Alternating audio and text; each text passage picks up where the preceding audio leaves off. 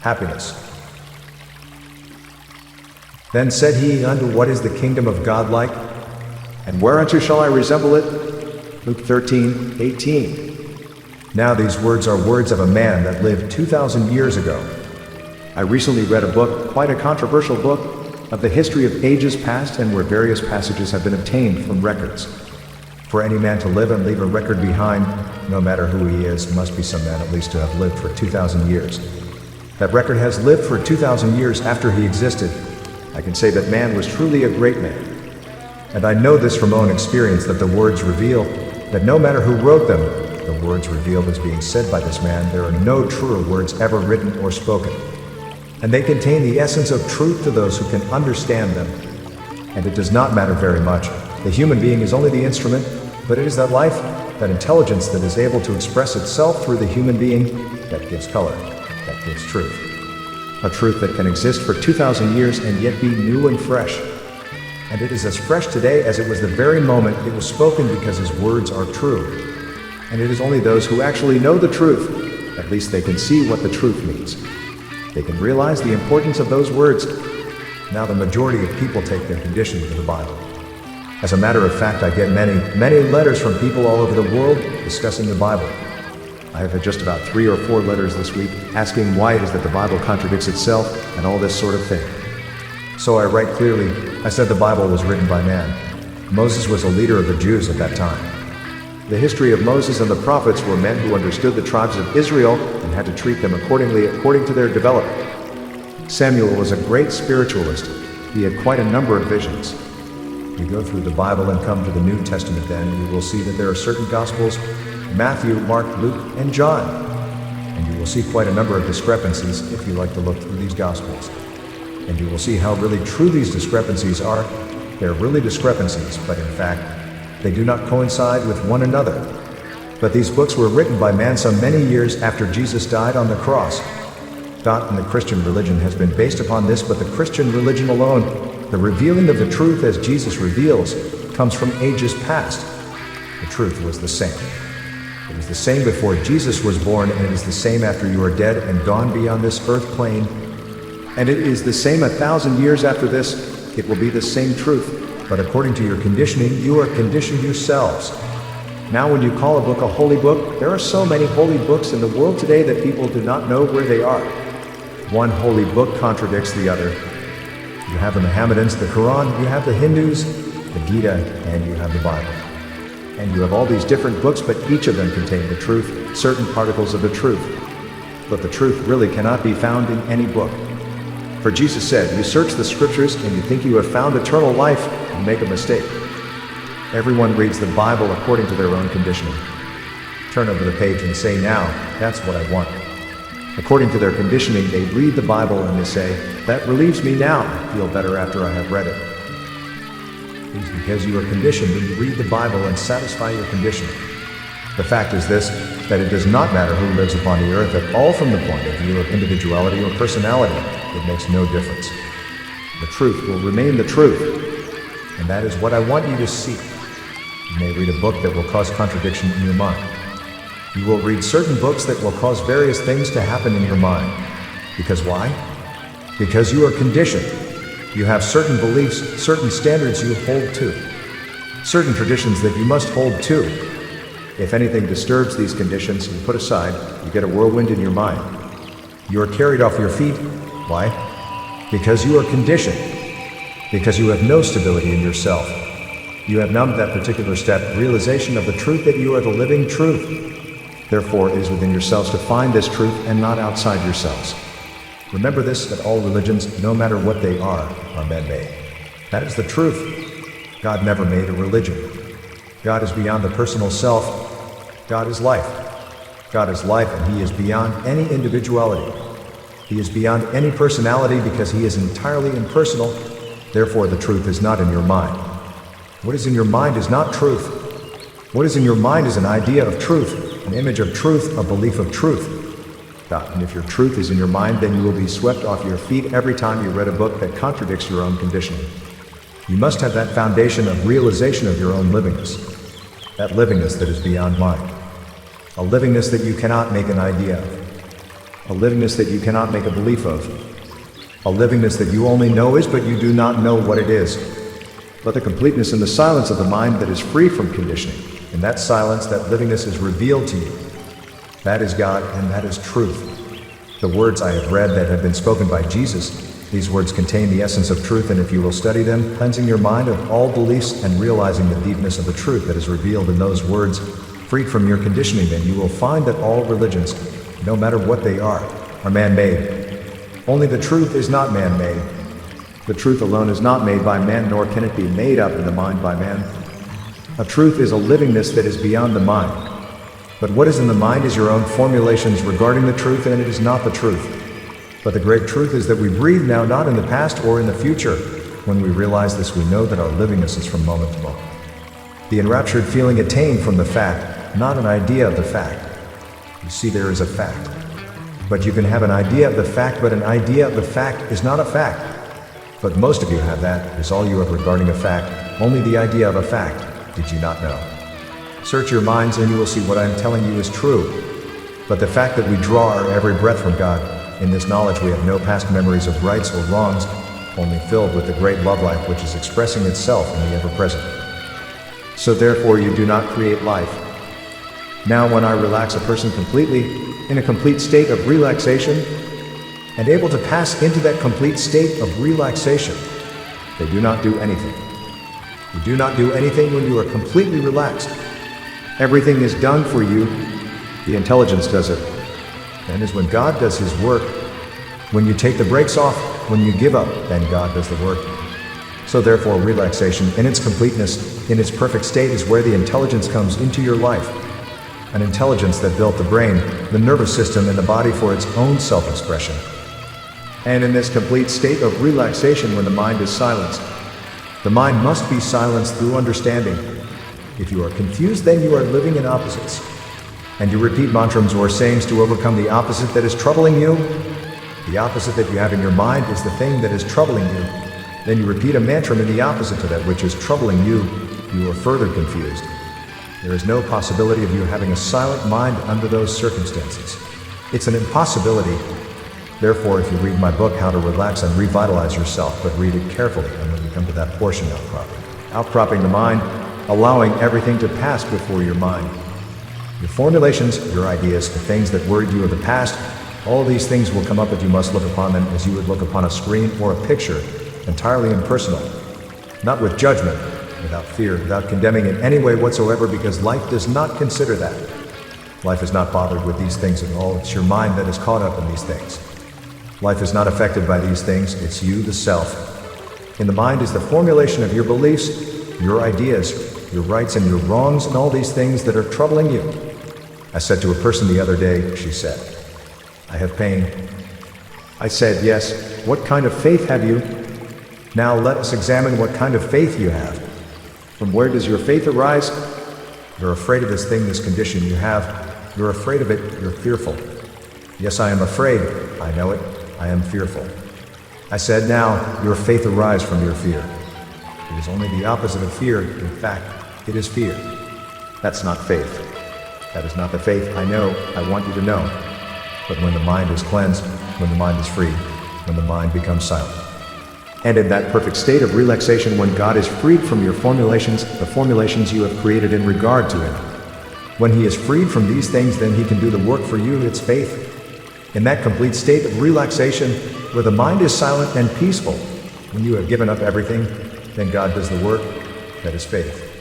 The faith that arises from fear is no faith at all, with no value. It's your living in opposites. Some will say that this is impossible in our daily lives, but the fact is that you can only live by the breath of God and not by any other means. When we understand this, there is no death. Life and death are one, for there cannot be one dead particle in the whole living universe. What the ignorant see as death, what the enlightened see is transition. But it is change all the time taking place in the universe. The seasons are a matter of change. There is no death in the seasons. Every particle of the whole universe is a living particle, is a transition from one stage to another. The atoms in that particular substance that you say is decaying is sometimes more active in that substance than it is in your body, which seems to be in a healthy state. But the atomic structure is energy in action, and energy in action is the direction of an intelligence beyond all criticism, all condemnation, and no matter what you have created in your mind is beyond it altogether, but according to your own thoughts and your emotions and your conditioning. So you are expressing your conditioning through your own thinking. And by the power of your own consciousness, you create a disturbance in these particular atoms of your body. But if you can know this, God being infinite in nature, there is not an atom of space where he is not. And being infinite in nature, there is nothing outside him. It cannot be otherwise. He could not be infinite in nature. When the consciousness has grasped that, the consciousness being supreme, the consciousness being the power behind thinking, the consciousness being the only creative force you have, the consciousness is freed from your own conditioning, from your mind, from your beliefs, from your ideas, from your fears and all the rest, that the consciousness is free. And when the consciousness is freed, then it is active and it's creative. In your mind you are really reacting. You're not acting at all, you are only reacting. But reaction is not action. You may be sitting here and you may be listening, but how are you listening? Are you merely reacting to what I am saying? Or is there action taking place within you? Is there transformation taking place within? If you are merely reacting, you are wasting your time. But if there is action, if there is transformation taking place now, then you are being freed from your own conditioning that is preventing the expression of life in its own eternity. If we would understand life, we must avoid the narrowness of conformity and free ourselves from the dictates of others, religious or otherwise, however learned they may be. Truth cannot be found in any book or in words. Jesus said, "Ye read the scriptures and ye think ye have eternal life. Ye make a mistake. Truth can only be found when all these things of the mind are dissolved away. Then you will live by the breath of God, moment to moment with no past or future, giving expression to love, wisdom, the ever-present now. The only reality is love and affection. Search your minds and see how you are conditioned, how you are reacting. How you react to this person, that person, how you react tomorrow or today, how you react to the things at home, how you react to this and that, and you will soon see how you are conditioned. See how you react to your brother, your fellow man. This person, that person, how are you reacting to that person? See how you are reacting, and then you will know how you are conditioned. But if you do not know how you are conditioned, you will still be conditioned and there is no freedom. Freedom comes when that conditioning is dissolved away. It is false anyhow, it has no existence in truth. Life is more important than words or beliefs or dogmas, they are of the mind.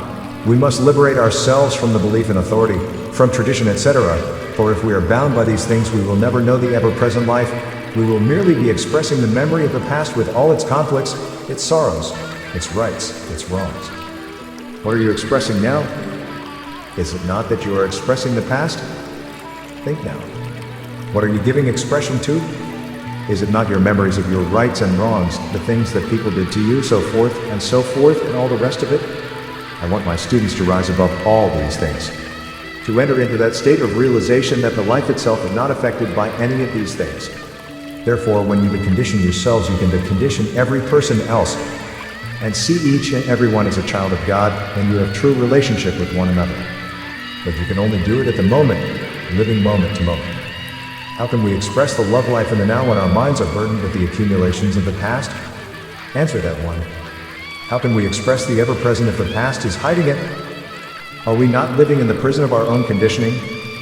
And no matter what we think about God or what we say, we only create other ideas which help to build up prison walls. So our ideas of God will not help you in the slightest if you are living in that prison you have created for yourselves. Because you will merely bring the idea of God into your prison, and you will not be free. An idea of God does not free you. A belief in God does not free you. People who have a so-called belief in God all through the world today. People call for Allah, some call for Buddha, some call for Christ. But how is the world today? Has it benefited the world that these people call for these through those religions and pray? I think not. Because they have not yet discerned their own conditioning and see why their own formulations and see how false they are to themselves and others. They are hiding the reality. Reality cannot express itself where there is a memory of right and wrong. Here we have conferences everywhere. Just watch what I am saying to you now. Nothing will come out of those conferences but confusion and distrust. Because everyone is conditioned, they go to these conferences conditioned by their own selfishness. And not until they understand how they are conditioned can man free himself. Man is free now at this moment because every moment is freedom. It's the past blocks out this moment. That past which conditions you blocks out this moment of reality. You can never express that reality. You are only expressing your conditioning moment to moment and not expressing reality.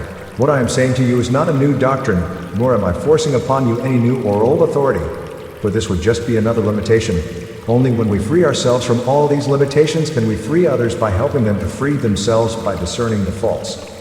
Now, this is not easy, for we have to question the things that we hold dear and precious. We have to doubt those things that we hold dear and precious. We have to doubt them. And only by doubting these things can you free yourselves from them, because if you are caught up in a belief in them, then you are not free. I am the life. How can I say, I am the life, if I am conditioned in some way whatsoever that is ever preventing the life from expressing itself? In the first place, we have to invite doubt so that we can separate the real from the unreal. Then only that which is of eternal value will remain. The hundreds of letters I get from all over the world and the answers that I write to them, you would be amazed to see some of them. And the answers to these letters that I send out to a person who is confused. The answer is a wonderful answer. It clears away the dross. It enables them to think for themselves and to see what their formulations are, what their beliefs are. When I read those words of Jesus, mind you, no one can ever deny that those words are not truth, because I have been with the masters myself, and I know these words of truth, and I know what he is getting at. That I of mine own self are nothing. And when you know yourself to be nothing, then reality begins to express itself. The ecstasy of liberation and true happiness does not exist away from us in some faraway kingdom, neither is it obtained through isolation in some faraway place on the mountains or by the sea. This liberation, this happiness, is freedom from all authority, from all beliefs, no matter what they may be, for only through liberation comes true happiness.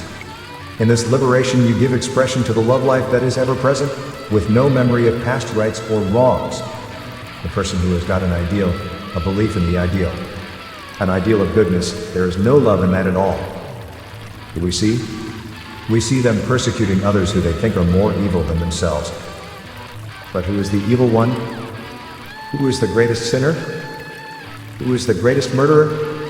The man who is given a gun to go out and shoot somebody he has never seen before. It does not matter who he is or what he is. He is some other's son. Then he shoots down many of them, hundreds of them. He is given a medal and he is paraded through the streets as a hero. Another man, in the heat of hot blood and anger, he kills a man, but he gets a rope for it. One gets a medal and the other gets a rope, but both are murderers. There is not anything surer than that, thou shalt not kill. But no one sees it because you are blind to it. You are conditioned. Conditioned by your beliefs, your nationality, your patriotism, in your nations, in your ideals. Therefore you have got to kill. You have got to be murderers to hold your ideals. I am talking sense. Anyone who can think can see how really true it is. But if we realized what nationality was, if we realized what separation was, realized was an idea was, what a belief is, what a separate religion is, we would see how we are separated. We would see how we are antagonistic to one another. We would see how we kill one another. These things would fall away. The conditioning would pass and man would see himself and his brother freed from conditioning. Then he has true relationship, and not till then. There is no true relationship until man is freed from his condition. When a mind is freed from all fears, there comes a peace beyond our understanding, because it is not a peace we gain through mental gymnastics, but peace that comes through discerning all that is false, that which is preventing the expression of the love life now. In this alone lies the love, the wisdom, and the power of God. The question that some will ask is, how can one be in love with life if life is a burden?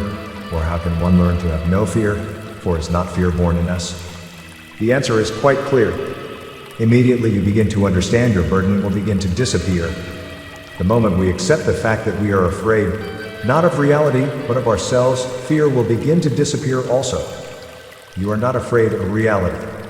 Why should I be afraid of that livingness, that life that is perfect in itself? Why should I be afraid of the love that is eternal and ever-present? Only the self can be afraid. You are afraid of the other self because you are conditioned. You are wondering what the other person would think about you. You are wondering what he is saying about you. And he is doing the same about you. He is thinking the same as you. But you do not know. You do not understand yourselves, therefore you do not understand the other fellow.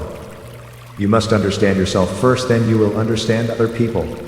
But when you understand yourself, you will free yourself. Then you can free the other person because you can see how he is conditioned. Therefore you will not condemn, neither will you criticize. If I say I have no burden, that I have no fear, I am deceiving myself, and I am caught up in the net of both my deception and my condition. So if I am conditioned, I am afraid. I have fear because I am conditioned. But if I know what my fear is and how it comes about, it will pass away. But as soon as I know myself and my burden and my fears, and they begin to disappear, then only will I realize that which in itself has no fear, no burden, but is ever present. Oh, the freedom of that life. The don't care attitude you have towards the self. The don't care attitude you have towards the things, conditions, formulations, beliefs. You are not caught up in these things. The freedom of it is tremendous. It is a freedom of life, for life begins to act and express itself freely. That was Jesus. That was the man Jesus. No matter what they said about him, whether they strung him up to a tree, they hanged him, or whatever they did to him, that is what he found. The pearl of great price. If we are not in love with life, we will be in sorrow and conflict. That is true now, isn't it? If you are not in love with this life, that is eternal and ever-present, you will be in sorrow and conflict. We cannot be anything else. To be in love with life is to live every moment of life. This frees us from the pains of the past, from the fear of the future. If I do not love life, I will wander into deep waters so that I will have to struggle, but when I understand myself, my struggling will cease. Struggling. This continuous struggle, oh what a struggle. How I see the people that come to me, how they are struggling. How I would like to lift that struggle away from them, but their minds are closed. I have been very careful indeed how to approach them. I have to ask them various questions to find how they are conditioned and what their beliefs are. But immediately I begin, if I had poured cold water on their beliefs, straight off the reel, it would be of no value. I could not do them any good. They would close up like an oyster. I could not help them at all. I have got to lead a way in a way that enables them to think clearly first, and then to wake up to the fact themselves that their beliefs are but an idea. A belief that is not a real thing. It's a mental thing. It is in the mind. No, the truth is life. The livingness of life. The mightiness of life. When I understand myself, the self will disappear. Then the self alone is the cause of my fears and my burdens. Jesus said, in other words, cast the burden upon me, my yoke is light and easy to bear. So we must cast the burden of the self before we can continue in the ever-present love life, giving expression to it every moment, and this can only be done by being constantly aware every moment. Then I will love life as life loves me. I must love life in its entirety because it is not divided. Jesus said, love your neighbor as yourself. I must do this to free myself from the past and from the future. To love God, I must love my neighbor first. The only way that you can love God is to express his nature to your neighbor. But if you are conditioned, you cannot do it. That's all about it. That's the finish of it. And you will still go on again expressing your own condition. Because, why? You will not discern how you are conditioned. The Creator and his creation are one, and cannot be otherwise. Therefore, if I love my Creator, I must love his creations too, for they are one.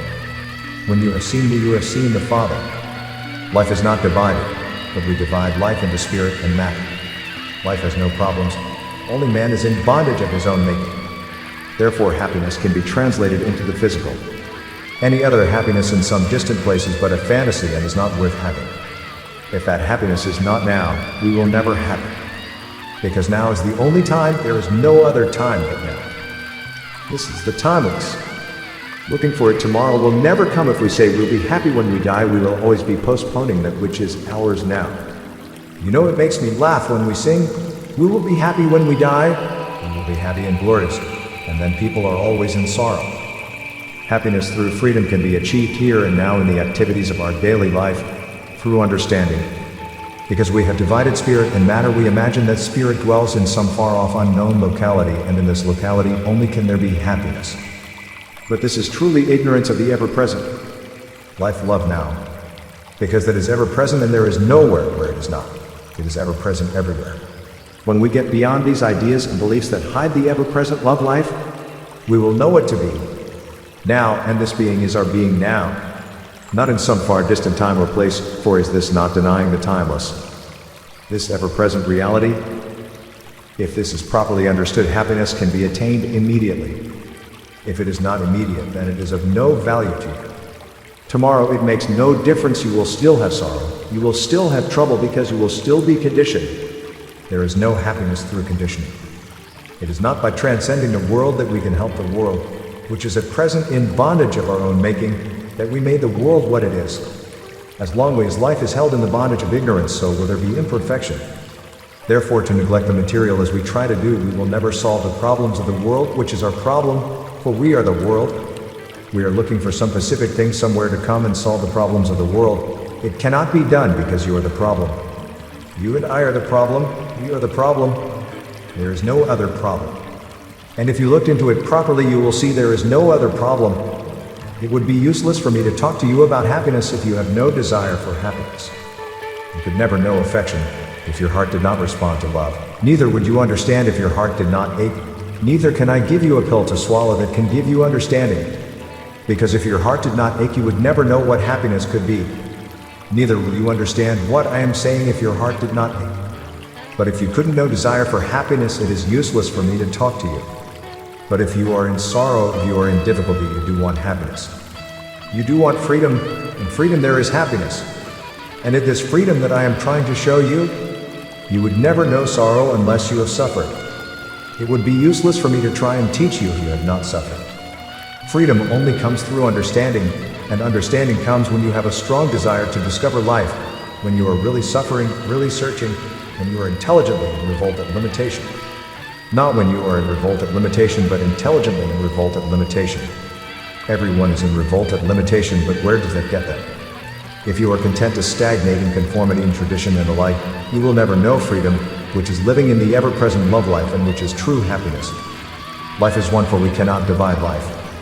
There is nothing that can divide. Can you tell me anything that can divide life? There is no ordinary or extraordinary in life. There is no human or superhuman person. This is but an attempt to divide life. Immediately we do this, we are caught up in limitation because we see division. Oh, if I could only give you the oneness and the wholeness of this thing, but it comes to you. You free yourself through your realization of your own conditioning and understanding. Life which has no form expresses itself in form. But that which is created in form returns to that which has no form. Life takes on form in order to function, but life is not limited by the form it creates. This is the realm of the absolute peace, the kingdom of happiness.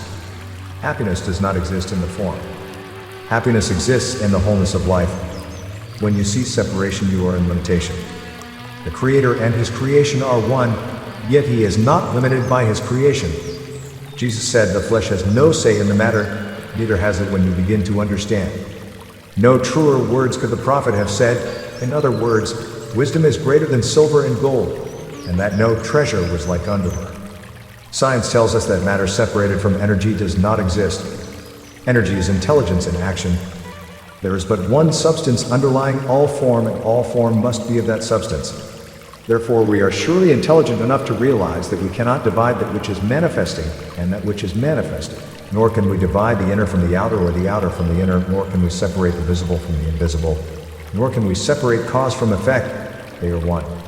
When we understand this, we are free, and freedom is creative, without limitation. The Bible says God is all there is, and there is none other but He, and by Him and through Him all is created. To accept the outer and disregard the inner, or to accept the inner and disregard the outer, we divide ourselves, yet the flesh has no say in the matter. How often I have told you, life created the body for its own self-expression.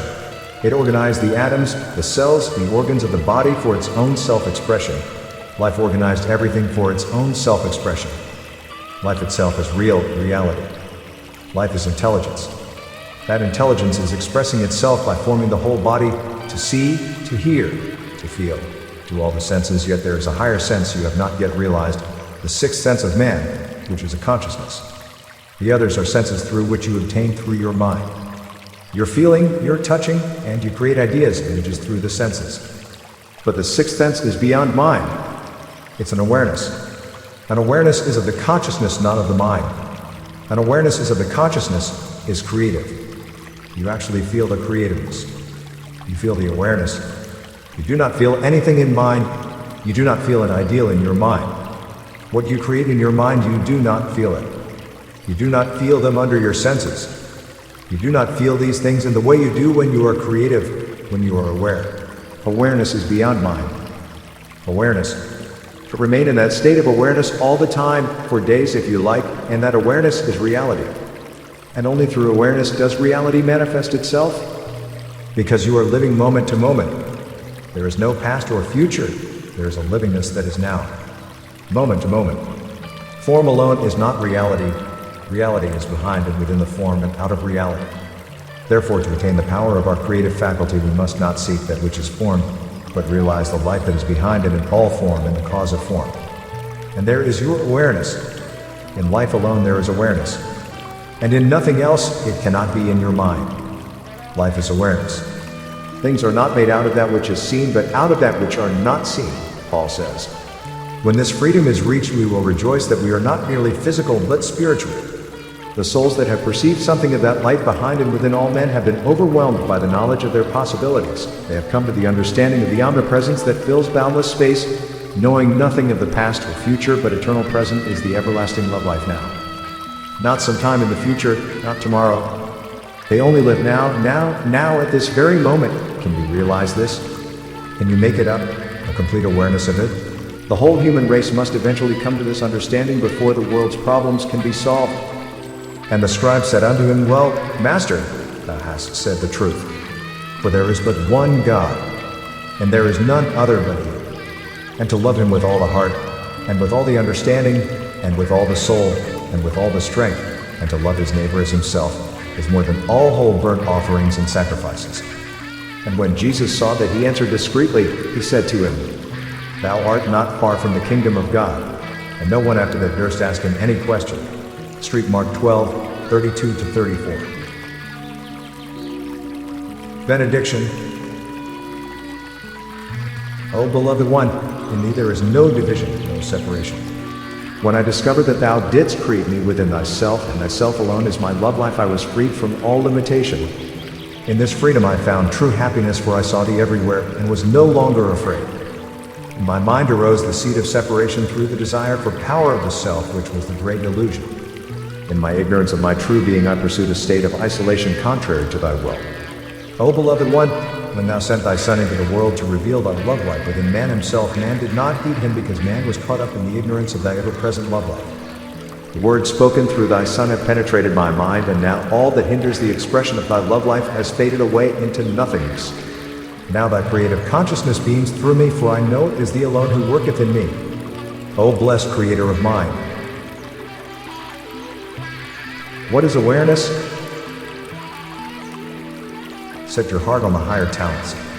And yet I will go on to show you a still higher path. 1 Corinthians 12:31 is very important indeed, because it is what is awareness. And it is difficult for the majority of people to understand what some people think, that the world is thought itself, but it is not. The awareness is a consciousness, but it is not a consciousness that is, as it were, thinking, but a consciousness that is passive. In that passive consciousness, then, there is awareness, creativeness. Creativeness is in the uncreated and not in the created. So, awareness is the beginning of creation, or the source of creation. And it is difficult for the majority of people to understand this, because you are always thinking of a thought or an idea or an image. An image in the mind which you create, then you are caught up in the image. You no longer have awareness because of the image in which you are caught up in. But you can be aware of the image and aware of the image in yourself. As one, then you will be aware. But if you create an image in your mind, as the Christ is aware of the relative world, is because it is creation and understanding that the relative world and the infinite world are linked together as one. The one is the uncreated and the other is the created. The same with awareness. Awareness is the uncreated consciousness within man himself, and that which is created is the manifestation. Now if you are caught up in the manifestation, such as an idea or an image, then you are no longer aware. There is no awareness. Because you are caught up in the created, therefore you fear the thing you created yourselves. Naturally you are caught up in your fear, then it starts the vicious circle. It is so essential then that we understand what awareness is. I cannot give it to you. You have to know it yourselves. But if I guide you towards it through words which are relative, you will find it as every real student does. Now, awareness is not analysis. To analyze something, you can never have awareness because you are always analyzing something external, and the awareness is caught up in the analysis, therefore there is no awareness. Therefore, analysis is dead, awareness is life. The majority of people talk so ignorantly of that which is within. Do we not talk of that which is within as something that is separate from ourselves? So we create an image of that which is within. But that which is within is not an image. It is not an idea nor a belief. It is a livingness, I am the life. But now don't try and make an idea in your mind about, I am the life. Even my words tend to make you create an idea in your minds regards what life is. But you do not know what it is. You cannot reason what life is because it is beyond your reason. You cannot reason what awareness is because it is beyond your reason. You cannot reason what consciousness is because it is beyond your reason. Why can't you reason what consciousness is? Consciousness is all the time reasoning something external to itself. Consciousness can never be analyzed because consciousness is always analyzing something external to itself. Therefore, if you try to analyze consciousness, consciousness begins to analyze something external to itself. Therefore, consciousness is impossible of analysis. And if you recognize at once that your consciousness and your thought are one and they are not separate because one is the other, then you will gain awareness. Because you will not separate one from the other and be caught up in the created, but you will know that you are the creator of that which is created. Now, awareness is most peculiar, and it is one of the greatest stories the world has ever known, and the masters take great pains in telling their cellists or giving their cellists a guidance towards it. And that's what I am trying to do this evening, is try to give you a guidance towards it. Now, an image, an idea, a belief is self-created. So we create an image, or an idea, or a belief in a God according to our own standards, each having a God of his own. Separate and distinct from the other, and certainly separate and distinct from ourselves. Look into your minds and you will see that this is so. Then this thing within is worthless to you. It has no more power than an image, an idea, a belief which has no power of its own because it is a created thing. A created thing has no power of its own, only that which is creative has power. And the created is the uncreated, the awareness. You have seen me when I say awareness, when I become aware. Now I can create. I can move. I can create. You understand now what I mean? Then I know that I am not separate from that which I am creating. Then I am aware of what I have created and aware of myself as the creator, not an idea of myself, but awareness that is not an idea. Therefore, a belief which has no power of its own, only the power you give to it. Therefore, your God is a relative God, and what is relative has no power at all. Therefore, your God is a false God. Self-made God dies with the self. The self dies, but life goes on. Life is eternal and ever-present. And when you look into the mind of Jesus, the man, you will see everything I am telling you is true. He knew it. He understood it. The prophet, seeing the truth, says, "Thou shalt not have an image before me." Therefore, an image in the mind is just as false as an image of stone or wood or any other kind of image which the majority worship at a shrine that is outside themselves. What I want to do in this lesson is to show you the falseness of an image, a belief, or an idea of reality. Without this understanding, there can be no love, no freedom, no relationship with one another, only an isolation which we build up through our ignorance of the truth of our being. We build images out of things external. Those who are always talking about the truth and have no awareness of being are in the same position as those who know nothing at all about truth. It is only when we begin to know the process of thought, images and ideas do we find that which is beyond. Then you will know yourself to be now. This being is a continuous conscious renewal of life itself. When you know yourself to be, which is not an image of that which is within, there is awareness. This awareness is not a thought, nor an image, nor an idea.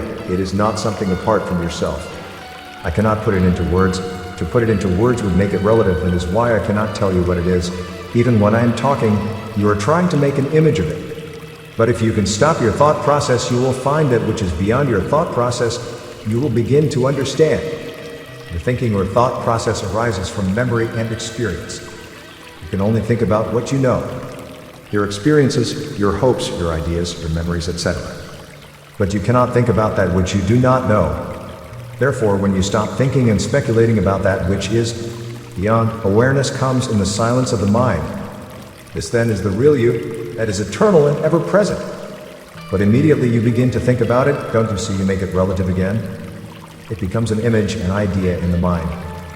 Life is serious, life is very earnest. It is only the empty-headed and the dull at heart who are trivial, and if you are bored with the serious things of life, it indicates your immaturity. Life and death is a question with which everyone is concerned, no matter who they are, from kings and queens down to the most humble in the land. One may be a high official of the church or of the nation or of the world with titles, wealth, position and red carpet, etc. But there is the inevitable end on it all. Physical death. So most people are desirous of a continuity, not of life itself but of the relative world. But physical death puts an end to it. Do you understand what I mean now by the relative? Unless we can have true values, we are lost in the relative. All our thought processes will not discover the real. So the problem is how to have continuity in spite of death. Now you want an assurance from me. If I do not assure you, you go to someone else or to your books or to the various other forms of distraction for an escape. This is the eternal problem that eludes the mind, and because the minds of the majority are clogged with images and ideas and beliefs, the awareness of reality is submerged. So the task is to free reality from images, ideas, and beliefs that clog the mind. These images are the prison walls that we create for ourselves. The only escape is to discern them, and all that is in the mind before we can understand what it is, but few have the capacity to do so. Yet it must be done by yourself and yourself alone before freedom comes, and when you are free from all that hinders the expression of reality, there is awareness. The real self is revealed through awareness. Your real self is also within every other self, for there is no separation in reality. I am in you, you are in me, and we are in the Father and I are one. This wisdom can only come when the outer self has dissolved away with all its appendages of hate, envy, greed, and superstition. This self is the foundation of separation, which is false, having no existence in reality. Now, when you try to free some people, they only create more images of themselves as this and that. It is that which creates the image that is real. Consciousness is creative, consciousness is cause. And consciousness alone has awareness, but you cannot discern or analyze consciousness. It always recedes, and what you are analyzing or discerning is relative. An image has no awareness, has it? Images change, do they not? And the point is lost again. It is not by thought process that reality is reached, but through deep discernment of that which is not reality. Then the realization of your awareness, the real self, takes place. Now, do not try and make an image of it, because it is not an image. It is yourself, the real you. I am the life, the Father and I are one. This is not an image in my mind, but a complete realization of my oneness with the Father. When we analyze anything, we create images about it, but what we analyze or create images about is relative and not reality. Images are of the mind, but reality is beyond mind.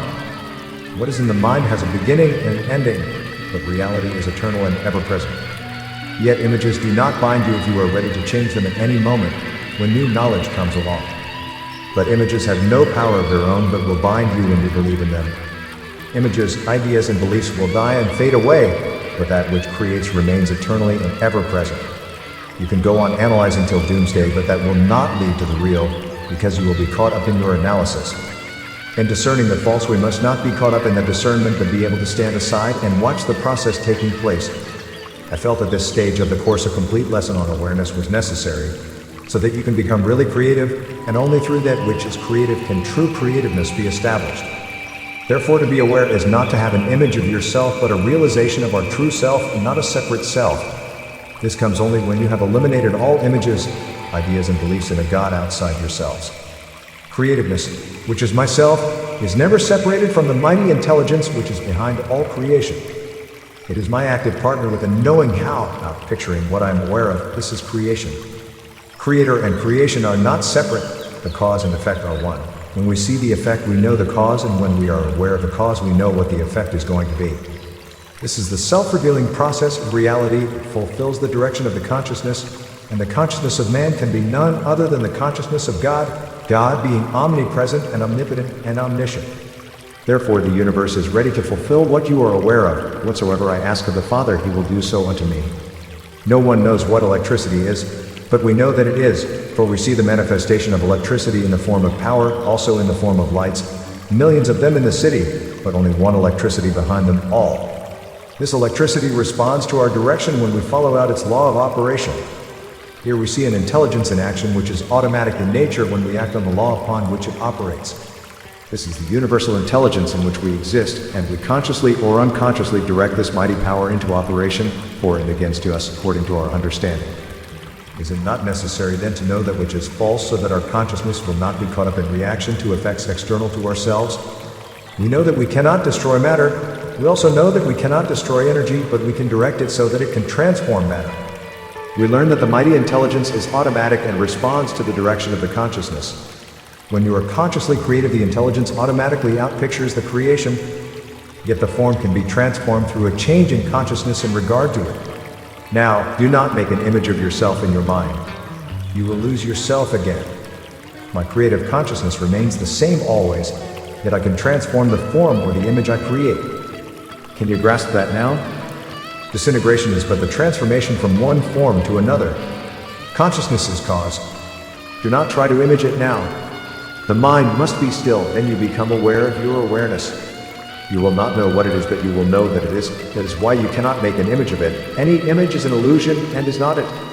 You can only see the outer self with all its thoughts, emotions, and reactions, but you cannot see your real self. But by understanding your outer self, which is the illusion, you will come to know the real. Not that you will know what it is, but you will know that it is you. The simplicity of this great truth escapes those who have developed the intellect at the expense of the real, so they worship the mentality as a god of good and evil. This is the tree from which you must not eat the fruit, lest you die in your sin, that is without knowing the tree of life, which is eternal, which is your salvation, the ever-present reality. In life alone lies the power to heal, the power to save man from himself. Divine faith is life expressing itself.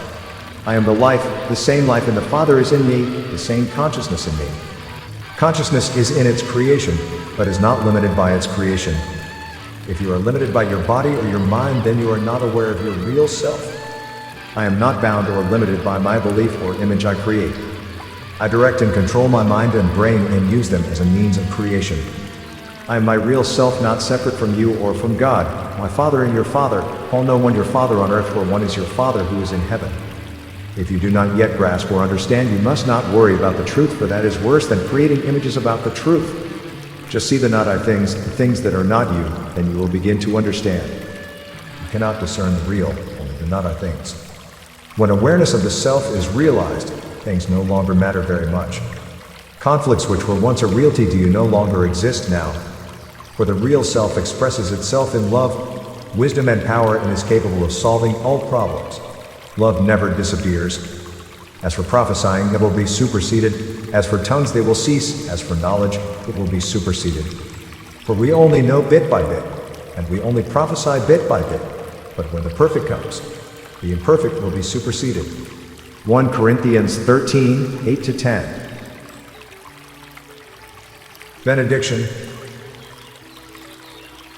The door opened before me because of thy coming in the likeness of our Father. Everything shone with life as I understood thee, O blessed one. The ground on which I stood thrilled me because of thee, and everywhere dumb nature revealed thy presence. Thy touch everywhere revealed thy nature, and I sank into thy perfume of bliss, O blessed one.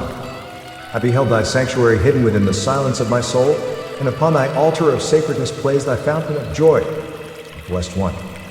With my heart full of love, I catch and drink thy living water, then I know I need thirst no more, O blessed one.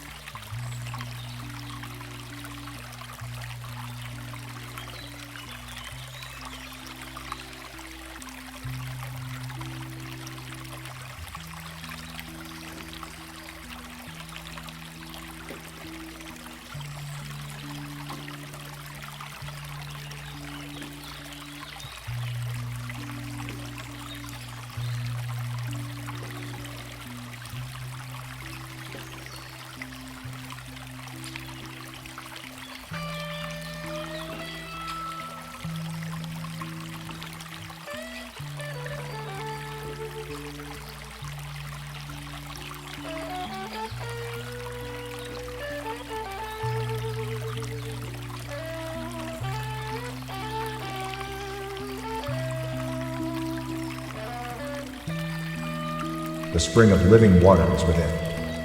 Where can I go from thy spirit? Where can I flee from thy face? Psalm 139:7. When we fear an idea, we cause it to condense so that it might be seen with the physical eye, then we identify ourselves with the result and believe it to be a reality with all its horrible characteristics reproduced in our minds. An idea in the mind becomes active. When you create an idea about any particular part of the body, whatever it may be, we cause an activity in the cell structure of the brain associated with that part of the body, and impulses are sent through the nervous system to that area reproducing the idea. That is, when we fear an idea, we cause it to condense so that it might be seen with the physical eye. Job said, "What I feared came upon me." There is a power within us that is creative. And if we hold the ideas that are false, then we will find them being reproduced. But you will see that these things are false. They have no existence in reality. They do not exist in God. They do not exist in life. But we create the idea, then we fear the idea and produce the idea because we fear it. Why do we fear it? Because we concentrate upon it. We become consciously aware of the idea in the mind and it begins to reproduce itself. It is quite easy to understand that. For instance, in experiments that I used to carry out quite some time ago, these things, without thought in the activities of thought, and the person was put into a suggestive state. Now here was a cold piece of steel, and you said, "Here is a red-hot iron." You put on the hand a cold piece of steel and feel the pain with the great idea that it was burning them. Take the cold steel away and there is a burn on the hand. How does that blister come on the hand? It comes on the hand because of the idea in the mind, transformed to the brain through the brain cells. The active principle in the brain cells have the nerve active right on that particular piece of skin and reproduces there a blister from a cold piece of steel. It was the idea that was condensed through the process I have shown you. Matter and mind are the same. If we want to retrace matter back to the source, we will see that it comes from a substance that is invisible. Matter that we know of is nothing more than atoms, little whirlpools of energy. These little whirlpools of energy are brought into form to create and build the idea that is the divine idea. The divine idea is always the perfect idea. But man interferes with the divine idea and therefore creates for himself a false. But if he knew that the divine idea was perfect in itself, he would leave it alone, but he was not. This substance being perfect in itself without a flaw because it's a substance out of which everything has been created, even the bodies. Consciousness and life is the creative principle. The idea is created by the creativeness of the infinite. Infinite creativeness that comes into operation. Then it becomes active in this perfect substance, and as the substance comes into form, the etherons which are interpenetrating the atoms form up in the atoms, then become formed, further later and reduced and condensed, and the idea becomes condensed in what we call matter, and it is reproduced as the divine idea perfect. The substance is perfect in itself. The intelligence that created it out of that substance existed before the body was formed and will exist after the body has dissolved away into the substance out which it was created. So you see, that life existed first before the body was created. It created the body out of the substance. And after the form becomes perfect in itself and after it has been used according to the divine plan, then it dissolves back into the substance of which it was created, but life remains the same. Life existed before, life will exist after. That is why Jesus said, "Before Abraham I am." Abraham was the form, the name. The form, but I am was before. Abraham, I am was the light. So the light existed before Abraham, and the life in you and me existed before Abraham, because there can be no division in life. There can be no division in substance.